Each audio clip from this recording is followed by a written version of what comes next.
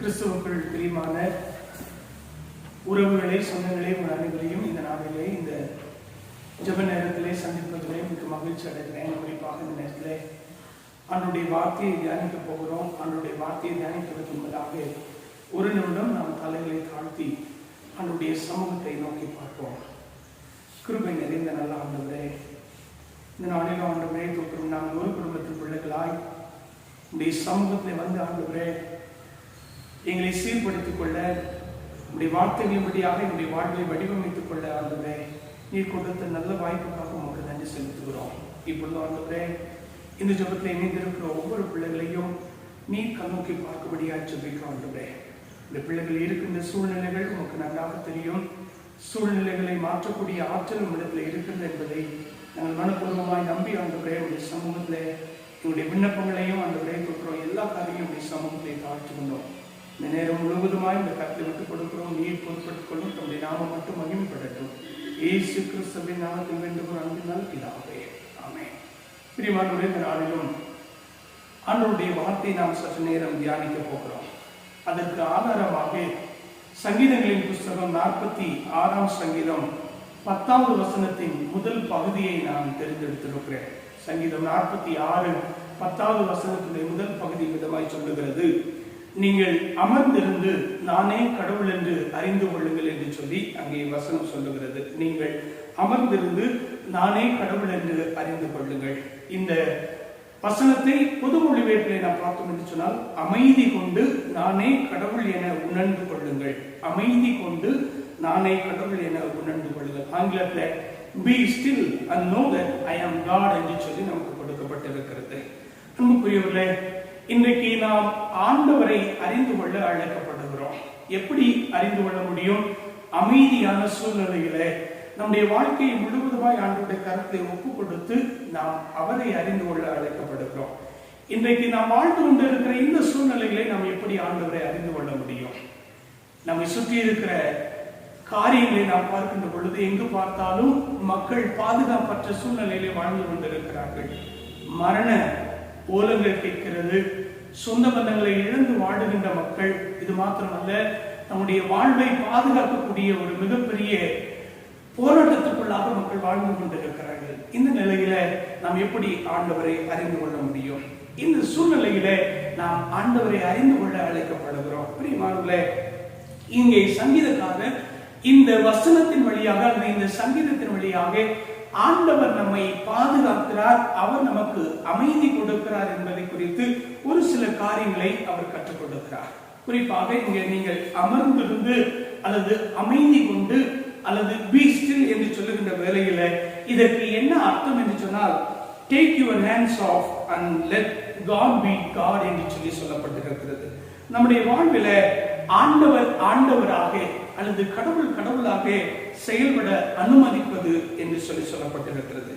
ஆண்டவர் நம்முடைய வாழ்க்கையில செயல்படுகின்ற பொழுது நம்முடைய வாழ்க்கையுடைய சூழ்நிலைகளுக்கு ஏற்ப அவர் தன்னை மாற்றிக்கொண்டு செயல்படுகின்றவராக இருக்கிறார். ஒருவேளை அமைதியாய் இருத்தல் என்று சொன்னால் என்ன அர்த்தம்? நம்முடைய முயற்சியினால் நாம் எதுவும் செய்யாமல் இருப்பது என்று சொல்லி சொல்லப்பட்டிருக்கிறது. அது மாத்திரமல்ல, இங்கே பார்த்தீர்கள் என்று சொன்னால், ஒருவேளை இது மந்தமான செயலற்ற நிலையை குறிக்கிறதா? இல்லை, நம்முடைய விசுவாச வாழ்க்கையில ஆண்டவர் செயல்பட நம்மை முழுவதுமாய் விட்டுக் கொடுப்பதுதான் இங்கே சொல்லப்பட்டிருக்கிறது. இந்த நாளிலே குறிப்பாக பார்த்தீர்கள் என்று சொன்னால், மார்ட்டின் லூத்தர் இந்த வசனத்தை குறித்து சொல்லுகின்ற வேளையில ஆண்டவருக்குள் அமைதியாயிருந்து அவர் உன்னை உருவாக்க ஒப்புக்கொடு என்று சொல்லி சொல்லுகிறார். ஆண்டவருக்குள் அமைதியாயிருந்து அவர் உன்னை உருவாக்க ஒப்புக்கொடு என்று சொல்லி சொல்லுகிறார். இங்கே இந்த சங்கீதத்துல 11 வசனங்கள் இருக்கிறது. இந்த 11 வசனங்களில இந்த சங்கீதக்காரர் 3 காரியங்களை சொல்லுகிறார். ஒன்று, ஆண்டவர் எப்படிப்பட்டவர். இரண்டாவது, அந்த ஆண்டவர் எப்படி தம்முடைய மக்களை பாதுகாக்கிறார். மூன்றாவது, அந்த ஆண்டவர் தம்முடைய மக்களுக்கு எப்படி அமைதி கொடுக்கிறார் என்பது குறித்து இந்த பகுதியில் சொல்லப்பட்டிருக்கிறது. முதலாவது பார்த்தீங்கன்னு சொன்னால், ஆண்டவர் எப்படிப்பட்டவர். இந்த சங்கீதம் தொடங்கும் பொழுதே கடவுள் என்று சொல்லிதான் ஆரம்பிக்கிறது. கடவுள் நமக்கு அடைக்கலமும் பலனும் ஆபத்து காலத்தில் அனுகூலமான துணையுமானவர் என்று சொல்லி சொல்லப்பட்டிருக்கிறது. இந்த வசனத்தை 3 காரியங்களை சொல்லுகிறார். ஒன்று, ஆண்டவர் நமக்கு அடைக்கலமானவர். எப்பொழுது அடைக்கலமானவர்? எல்லா சூழ்நிலைகளிலும் அவர் நமக்கு நமக்கு அடைக்கலமாய் இருக்கிறார் என்று சொல்லி சொல்லப்பட்டிருக்கிறது. ஒருவேளை நம்மை சுற்றி அச்சுறுத்துகின்ற சூழ்நிலைகள் இருக்கலாம், ஆனால் அந்த நிலையில் கூட நமக்கு அவர் அடைக்கலமாய் இருக்கிறார். நாம் அவரிலே அடைக்கலம் தேட அழைக்கப்படுகிறோம். இரண்டாவது பார்த்தீங்கன்னு சொன்னால், ஆண்டவர் நம்மை பலப்படுத்துகிற ஆண்டவர் அல்லது பலன் தருகின்ற ஆண்டவர் என்று சொல்லி சொல்லப்பட்டிருக்கிறது. இந்த பலன் தருகின்ற ஆண்டவர் எல்லா நிலைகளிலுமே ஒருவேளை நம்மோடு கூட இருக்கிற ஆண்டவராக இருக்கிறார். நமக்குள்ளே வாசம் பண்ணுகிறார், நமக்கு மகிழ்ச்சி தருகிறார், நமக்கு நன்மை செய்கிறார் என்று சொல்லி சொல்லப்பட்டிருக்கிறது. மூன்றாவது பார்த்தீங்கன்னு சொன்னால், இங்கே அனுகூலமான துணை என்று சொல்லி சொல்லப்பட்டிருக்கிறது. இதற்கு பொது மொழிபெயர்ப்புல உச்ச துணை என்று சொல்லி சொல்லப்பட்டிருக்கிறது. ஆங்கிலத்துல a very present help அல்லது well proved help என்று சொல்லி சொல்லப்பட்டிருக்கிறது. அன்புக்குரியவர்களே, இங்கே ஆண்டவர் உச்ச துணை என்று சொன்னால் no one can replace his place என்று சொல்லி நாம் அறிந்து கொள்ளலாம். அவர் நமக்கு உச்ச துணை என்று சொல்லுகின்ற பொழுது அந்த அவருடைய இடத்தை நம்முடைய வாழ்க்கையில வேற யாராலும் நிரப்பவே முடியவே முடியாது. இன்றைக்கு இந்த ஒரு அசாத்தியமான சூழ்நிலையில வாழ்ந்து கொண்டிருக்கிறோம். இந்த சூழ்நிலையில கூட ஆண்டவர் நமக்கு உற்ற துணையாக இருக்கிறார் என்று சொல்லி இந்த சங்கீதக்காரர் சொல்லுகிறார். மூன்று காரியங்கள். ஒன்று, அவர் நமக்கு அடைக்கலமானவர். இரண்டாவது, அவர் நமக்கு பலனானவர். மூன்றாவது, அவர் நமக்கு உற்ற துணையாக எல்லா நேரங்களிலும் அந்த நிகழ்காலத்துக்கு ஏற்ற துணையாக இருக்கிறார் என்று சொல்லி இங்கே சங்கீதக்காரர் சொல்லுகிறார். அந்த ஆண்டவர் நமக்கு அல்லது நம்முடைய அவரை நம்புகின்ற பிள்ளைகளுக்கு அவர் பாதுகாப்பை தருகிறார் என்று சொல்லி சொல்லப்பட்டிருக்கிறது. இந்த சங்கீதம் ஒரு பாதுகாப்பின் சங்கீதமாக சொல்லப்பட்டிருக்கிறது. ஆண்டவரிடத்திலிருந்து வருகின்ற மெய்யான பாதுகாப்பை பற்றி பேசுகிறது. கர்த்தருடைய பாதுகாப்பு தனக்கு விலையேற பெற்றதா இருக்கிறது என்று சொல்லி சங்கீதக்காரர் இந்த சங்கீதத்தை சித்தரிக்கிறார். சரி, எந்த நிலையிலே ஆண்டவர் தம்முடைய பிள்ளைகளை பாதுகாக்கிறார் என்று சொன்னால் இதற்கு மூன்று காரியங்களை சொல்லுகிறார். ஒன்று, நிலைமாற செய்கின்ற சூழ்நிலைகளிலே ஆண்டவர் தம்முடைய பிள்ளைகளை பாதுகாக்கிறார் என்று சொல்லி. இரண்டாவது வசனம் சொல்லுகிறது, ஆகையால் பூமி நிலை மாறினாலும் மலைகள் நடு சமுத்திரத்தில் சாய்ந்து போனாலும். இங்கே சொல்லப்பட்டிருக்கிறது பூமி அதிர்ச்சியினுடைய சூழ்நிலை சித்தரிக்கப்பட்டுள்ளது. பூமியும் மலைகளும் எளிதிலே தகர்த்து அழிக்கப்படக்கூடியவை அல்ல. சில நேரங்களிலே உறுதியாகவும் நம்ப தகுந்தவையாகவும் தோன்றக்கூடிய காரியங்கள் நமக்கு அதிர்ச்சி அளிக்கலாம், அல்லது அந்த அப்படிப்பட்ட சூழ்நிலைகள் நம்முடைய வாழ்க்கையில் வரலாம்.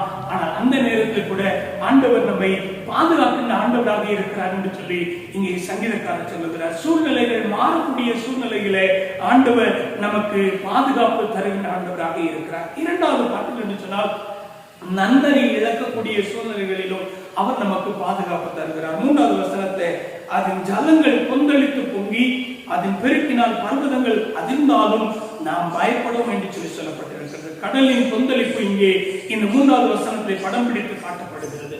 ஒழுங்கை குலைக்க வருகின்ற அழிவும் தொல்லையும் மிகுந்த ஒரு சூழ்நிலையை தான் இங்கே சங்கீதக்காரர் படம் பிடித்து காட்டுகிறார். ஒழுக்கக்கேடு, ஆவிக்குரிய தோல்வி, பயம் ஆகியவை பாதுகாப்பற்ற ஒரு உணர்ச்சியை ஏற்படுத்தலாம். ஒரு நபர் போற்றி பராமரிக்கின்ற லட்சியங்கள், மதிப்பீடுகள் அபாயத்தில் இருக்கின்ற பொழுது அந்த நபரை பாதுகாப்பற்ற உணர்ச்சி ஆட்கொண்டு விடும். இந்த சூழ்நிலையில கூட ஆண்டவர் தம்முடைய பிள்ளைகளை பாதுகாக்கிறவர் என்று சொல்லி இந்த சங்கீதத்தின் வழியாக நமக்கு ஒரு மிகப்பெரிய உத்தரவாதத்தை ஆண்டவர் கொடுக்கிறார். மூன்றாவது பாட்டு என்று சொன்னால், நிலை குலைய செய்கின்ற சூழ்நிலைகளிலே ஆண்டவர் நமக்கு பாதுகாப்பாக இருக்கிறார். முதலாவது பாட்டில் என்று சொன்னால், நிலை மாற செய்யக்கூடிய சூழ்நிலைகளிலே ஆண்டவர் பாதுகாப்பு. இரண்டாவது, நன்னறி இழக்க செய்கின்ற சூழ்நிலைகளிலே பாதுகாப்பு. மூன்றாவது, நிலை குலைய செய்கின்ற சூழ்நிலைகளிலே பாதுகாப்பு. ஆறாவது வசனம் சொல்லுகிறது, ஜாதிகள் கொந்தளித்து ராஜ்யங்கள் தத்தளித்தது, அவர் தமது சத்தத்தை முழங்க பண்ணினார், பூமி உருகி போயிற்று என்று சொல்லி சொல்லப்படுகிறது. வேற்றினத்தால் கலக்கமுற்றனர், அரசுகள் ஆட்டம் கண்டன. தீமையானது நிலை குலை செய்யும் தன்மை படைத்ததாகும். அது கொடிய விளைவுகளை நாம் இங்கே பார்க்கலாம். ஆண்டவர் மனிதனுக்கு சுதந்திரத்தை கொடுத்து அவன் கைகளிலே பல சக்திகளையும் கொடுத்திருக்கிறார். எனவே எதுவும் நடைபெறக்கூடும். அரசியல் குழப்பங்கள், மனித வம்சங்களை வேறெடுக்கின்ற அட்டுழியங்கள், மோசமான காரியங்களுக்கு தீமை வழிநடத்தக்கூடும். இந்த மூன்று பாதுகாப்பற்ற சூழ்நிலைகளில் கூட ஆண்டவர் தம்முடைய பிள்ளைகளை பாதுகாக்கிறார் என்கிற ஒரு மிகப்பெரிய உத்தரவாதத்தை இந்த சங்கீதக்காரன் வழியாக ஆண்டவர் நமக்கு கொடுக்கிறார். மூன்றாவது பாட்டிலிருந்து சொன்னால், இந்த பாதுகாப்பற்ற சூழ்நிலையில் ஆண்டவர் நமக்கு பாதுகாப்பு கொடுக்கிறவர் மாத்திரமல்ல, நமக்கு அமைதி தருகின்ற ஆண்டவராக இருக்கிறார். நான் ஏற்கனவே சொன்னேன், இந்த சங்கீதம் கடவுள் அல்லது தேவன் என்கிற வார்த்தையோடு தான் தொடங்குகிறது. இந்த சங்கீதத்துல ஆண்டவர் நம்மை பாதுகாக்கிறார், அதே நேரத்தில் நமக்கு அமைதி தருகிறார். தன்னை விழுந்து விடுவது போல பயமுறுத்திக் கொண்டிருக்கும் சூழ்நிலைகளிலே மனிதன் அமைதியற்றவனாகவும் தனிமையாக இருப்பதை உணர்கிறார். இதன் விளைவு தன்னை சுற்றி நடக்கிறது எதுவுமே நடக்காததை போல நடித்து தன்னை ஏமாற்றிக் கொள்ளுகிற ஒரு கூட்ட மக்கள் இருக்கிறார்கள். இரண்டாவது, அவ்வித சூழ்நிலைகளை பார்த்து நகைத்து கிண்டலாக பேசி பிறரை ஏமாற்றுகின்ற ஒரு கூட்டம் இருக்கிறது. மூன்றாவது பார்த்தீர்கள் என்று சொன்னால், இப்படிப்பட்ட சூழ்நிலையிலே தன்னை கெடுத்துக் கொள்கின்ற அல்லது உணர்ச்சியற்ற மனிதராக மாறுகின்ற எனது தலைவிதி இதுதான் என்கிற ஒரு கூட்ட மக்கள் இருக்கிறார்கள்.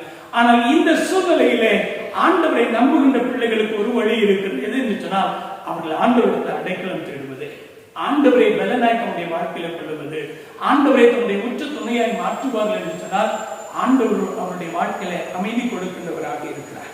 சரி, இந்த அமைதி எங்கே இருக்கிறது? அது கடவுளுடைய நதியிலே இருக்கிறது என்று சொல்லப்படுது. 46ஆம் சங்கீதம் 4வது வசனத்துல ஒரு நதி உண்டு என்று சொல்லப்படுகிறது. இது எங்கே என்ன சொல்லப்படுகிறது? அது கடவுளுடைய நதி, அது ஜீவ நதி என்று அழைக்கப்படுகிறது. எசேக்கியேல் 47ஆம் அதிகாரம் 9வது வசனம் சொல்லுகிறது, இந்த நதி போகும் இடமெங்கும் சஞ்சரிக்கும் ஜீவ பிராணிகள் யாவும் பிழைக்கும். இந்த நதி போகும் இடமெங்கும் உள்ள யாவும் ஆரோக்கியப்பட்டு பிழைக்கும் என்று சொல்லப்படுகிறது. அந்த நதி அது ஆண்டவராக இருக்கிறார், பரிசுத்த ஆவியாராக இருக்கிறார். அவர் நம்முடைய வாழ்க்கையில இருப்பார் என்று சொன்னால் நம்முடைய வாழ்க்கையில கடல்கள் கொந்தளிக்கலாம், மலைகள் தகர்ந்து போகலாம், ஆனால் அதன் மத்தியில நமக்கு அமைதி தருகின்ற ஆண்டவர். எனவேதான் ஆண்டவர் இயேசு கிறிஸ்து இந்த உலகத்தை வாழுகின்ற பொழுது யோவான் 7ஆம் அதிகாரம் 38வது வசனத்துல, என்னிடத்தில் விசுவாசமாயிருக்கிறவர் எவரோ அவருடைய உள்ளத்தில் இருந்து ஜீவ தண்ணீர்கள் புறப்படும் என்று, நதிகள் ஓடும், ஜீவ தண்ணீர் உள்ள நதிகள் ஓடும் என்று சொல்லுகிறார். அது மாத்திரமல்ல, வெளிப்படுத்தின விசேஷம் 22ஆம் அதிகாரம் 1வது வசனத்தை, ஜீவ தண்ணீர் உள்ள சுத்தமான நதி உண்டு ஆண்டவருடைய சிங்காசனத்திலிருந்து புறப்படும் என்று சொல்லப்பட்டிருக்கிறது. பிரியமானவர்களே, ஆண்டவரை நம்புகின்ற அவருடைய பிள்ளைகளுக்கு அவர் தருகின்ற அமைதி எப்பொழுதும் உண்டு. இரண்டாவது பார்த்தீர்கள் என்று சொன்னால், ஆண்டவருடைய அமைதி அவருடைய நகரத்திலே இருக்கிறது. இங்கே 4வது வசனத்துல கடவுளுடைய நகரத்தையும் உன்னதமானவர் வாசம் பண்ணுகிற பரிசுத்த தலத்தையும் சந்தோஷிக்கும் என்று சொல்லப்பட்டிருக்கிறது. கடவுளுடைய நகரம் என்று சொன்னால் இங்கே திருமறையில அது சீயோன் அல்லது எருசலேம் என்று சொல்லி சுட்டி காட்டப்படுகிறது. ஆனால் இன்றைக்கு இந்த சீயோன் எதற்கு ஒப்பிட்டு சொல்லப்படுகிறது என்று சொன்னால், ஆண்டவருடைய பிள்ளைகள் எங்கே எல்லாம் அவருடைய அன்பினை அடிப்படையாக கொண்டு ஐக்கியம் கொள்ளுகிறார்களோ அந்த இடங்கள் எல்லாம் சீயோன் அல்லது எருசலேமுக்கு ஒப்பிட்டு சொல்லப்படுகிறது. உண்மையான கிறிஸ்தவ ஐக்கியத்துல ஆண்டவருடைய அமைதி உண்டு. இந்த ஐக்கியத்துல ஒருவர் தன்னுடைய உள்ளான நிலைமையை அல்லது பிரச்சனைகளை, அமைதியற்ற சூழ்நிலைகளை வெளிப்படுத்த தயங்க வேண்டியதே இல்லை. காரணம், இப்படிப்பட்ட இடத்துல ஆண்டவருடைய குணமாகுதலும் அதன் பொருட்டு ஏற்படுகின்ற அமைதியும் நிச்சயமாக இருக்கிறது. இந்த வார்த்தைகளை கேட்டுக்கொண்டிருக்கிற ஒருவேளை இன்றைக்கு நம்மை சுற்றி இருக்கிற சூழ்நிலைகள் நமக்கு பயத்தை ஏற்படுத்தக்கூடலாம், அல்லது நாம் அமைதியற்ற சூழ்நிலைகளை வாழ்கிறது போல ஒரு தோற்றம் அளிக்கலாம். ஆனால் இவைகளின் மத்தியில ஆண்டவரை நாம் அறிந்து கொள்வோம். ஆண்டவர் எப்படிப்பட்டவர்? அவர் நமக்கு அடைக்கலமானவர், ஆண்டவர் நமக்கு பலனானவர், நமக்கு உற்ற துணையானவர், நமக்கு பாதுகாப்பு தருகின்றவர், நமக்கு அமைதியை தரக்கூடிய ஆண்டவர். இந்த நேரத்தில் அவருடைய பாதுகாப்பையும் அமைதியும் நாம் பெற்றுக்கொள்வது மாத்திரம் போதாது, நம்மை சுற்றி இருக்கிற ஜனங்களுக்கும் ஆண்டவரிடத்தில் பாதுகாப்பு இருக்கிறது, அவரிடத்தில் அமைதி இருக்கிறது என்பதை நம் வழியாக பிறருக்கு பாய்ந்து செல்ல வேண்டும் என்று சொல்லி ஆண்டவர் விரும்புகிறார். பிரியமானவர்களே, இந்த நாளிலே கேட்டுக்கொண்டிருக்கிற ஒவ்வொருவரும் ஆண்டவருடைய பாதுகாப்பை நம் வழியாக இந்த சமூகத்துக்கு ஆண்டவர் கொடுக்க விரும்புகிறார். ஒரு பாதுகாப்பற்ற சூழ்நிலையில வாழ்ந்து கொண்டிருக்கிற மக்களுக்கு இங்கே ஆண்டவர் இருக்கிறார். அவர் அடைக்கலமானவர், அவர் பலனானவர், அவர் உற்ற துணையானவர் என்று சொல்லுவோம். நம் வழியாக ஆண்டவரை இந்த உலகம் அறிந்து கொள்ளட்டும். அப்படிப்பட்ட கிருபைகளை ஆண்டவர் கொடுத்து வழி நடத்துவாராக. ஆமென். கண்களை மூடி நாம் ஜெபிப்போம். மிகுந்த இரக்கமும் கிருபை நிறைந்த நல்ல ஆண்டவரே, என்னுடைய தேசத்தினுடைய சூழ்நிலை உங்களுக்கு நன்றாய் தெரியும். எங்களை சுற்றி நடக்கிற ஒவ்வொரு சூழ்நிலைகளும் உங்களுக்கு நன்றாய் தெரியும் ஆண்டவரே. ஆனால் இவர்களின் மத்தியில நாங்கள் அமைதி கொண்டு உம்மை அறிந்து கொள்ள, நீர் எப்படிப்பட்டவர் என்பதை என்னுடைய வாழ்க்கையில புரிந்து கொள்ள, உணர்ந்து கொள்ள ஆண்டவரே எங்களுக்கு வாய்ப்பு கொடுத்த தயவுக்காக உமக்கு நன்றி செலுத்துகிறோம்.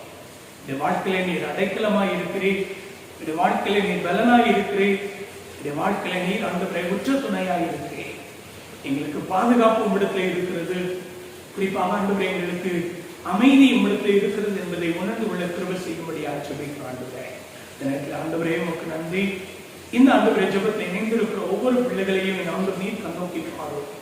என்னுடைய தேசம், என்னுடைய மாநிலம், என்னுடைய பட்டணம், எங்களை சுற்றி இருக்கிற ஆண்டவரே இருக்கிற மக்கள் ஒருவேளை பாதுகாப்பற்ற நிலையில இருப்பார் என்று சொன்னார். நாங்கள் அவர்களுக்கு ஆண்டவரே நீ தருகின்ற பாதுகாப்பை பகிர்ந்து கொடுக்க, உம்முடைய அமைதியை பகிர்ந்து கொடுக்க எங்களை உம்முடைய கருவிகளாய் இருந்து பயன்படுத்தும்படியாக ஜெபிக்கிறோம் ஆண்டவரே. குறிப்பாக இந்த நாட்களிலே ஆண்டவரே எங்களுக்கு நீர் கொடுத்திருக்கிற நல்ல ஒருமனப்பாட்டின் ஆவிக்காக உமக்கு நன்றி செலுத்துகிறோம் ஆண்டவரே. விசுவாசம் உள்ளவர்களாய் ஜெபத்திலே எவைகளை கேட்கிறீர்களோ அவைகளை பெற்றுக்கொள்வீர்கள் என்று சொல்ல முடியும் வார்த்தை எங்களுக்கு உறுதியை ஏற்படுத்தி தருகின்றது ஆண்டவரே. அந்த வார்த்தையில நம்பிக்கையுள்ளவர்களாய் இந்த நேரத்திலே உம்மை நோக்கி பார்க்கிறோம் ஆண்டவரே. என்னுடைய தேசத்தின் மீது, என்னுடைய மாநிலத்தின் மீதும், எங்களை சுற்றி இருக்கிற மக்கள் மீதும் நீர் மனமிறங்கும்படியாக ஜெபிக்கிறோம் ஆண்டவரே. ஒரு நாளிலே இந்த கொரோனா தொற்று முற்றிலுமாய் அடிக்கப்பட்டது என்று சொல்லி ஏழை எளிய மக்கள் நம்முடைய இயல்பு வாழ்க்கைக்கு திரும்ப நாங்களும் ஆண்டவரே உமக்கு நன்றி, உடைய அன்பை பிறரோடு கூட பகிர்ந்து கொள்ள எங்களுக்கு நீர் உதவி செய்யும்படியாக ஜெபிக்கிறோம் ஆண்டவரே. குறிப்பாக இந்த நேரத்தில் ஒருவேளை எங்களோடு கூட இருக்கிற மக்கள் அமைதியற்ற சூழ்நிலையிலே தன்னுடைய நேச உறவுகளை இழந்து வாழ்வார்கள் என்று சொன்னார். ஆண்டவர் நீர் ஆண்டவரே ஆண்டவரே உலகம் தரக்கூடாத அமைதியை நான் உங்களுக்காக வைத்து போகிறேன் என்று சொன்னார். அப்படிப்பட்ட அமைதியினாலே சமாதானத்தினாலே உடைய பிள்ளைகளை நிரப்பும்படியாக ஜெபிக்கிறோம். எங்களை தாழ்த்தி ஒப்புக் கொடுக்கிறோம். இந்த நேரத்தில் ஒவ்வொருவரையும் நீர் பொறுப்படுத்தும்படியாக ஜெபிக்கிறோம். துதிகர மகிமை மொக்கை செலுத்துகிறோம். இயேசு கிறிஸ்துவின் நாமத்தில் வேண்டுகிறோம் பிதாவே, ஆமென். ஆண்டவருடைய இரக்கமுள்ள கிருபைக்கும் தயவுள்ள பராமரிப்புக்கும் நிறைவான ஆறுதலுக்கும் அமைதிக்கும் பாதுகாப்புக்கும் நாம் நம்மையும் நமக்கு அருமையானவரை நாம் ஒப்புக் கொடுப்போம். நம்முடைய ஆண்டவராக இயேசுவோட கிருபையும் பிதாவாகிய கடவுளுடைய அன்பும் தூய ஆவியுடைய இடத்தில் பாதுகாப்பு ஆசீர்வாதம் அர்ப்பணிப்போம். நம் அனைவரோடு கூட இன்று சதாக்காலம் தங்கி நிலைத்திருப்பதாக. ஆமென். என் ஆத்மாவே கர்த்தரை தோற்றி, என் முழு நாமத்தை தோற்றி, என் ஆத்மாவே கர்த்தரை தோற்றி, கர்த்தர் செய்த சகல உபகாரங்களை வருவாரே. ஆமென். கர்த்தர் உங்களை ஆசீர்வதிப்பாராக. ஆமென்.